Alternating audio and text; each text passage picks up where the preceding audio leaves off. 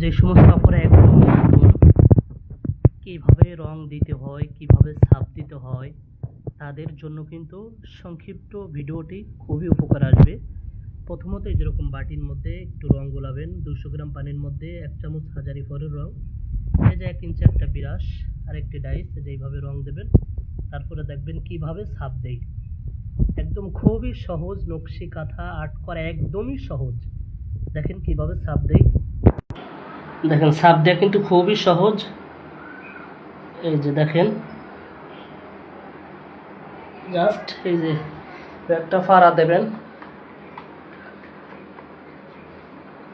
খুবই চমৎকার ভাবে কিন্তু ডিজাইনটা উঠে যাবে আল্লাহর রহমতে। দেখেন খুবই সুন্দর একটি ফুল হয়েছে, একদম সহজ। যারা নকশি কাঁথা আর্ট করতে চান একদমই খুবই সহজভাবে আর্ট করতে পারবেন ইনশাল্লাহ।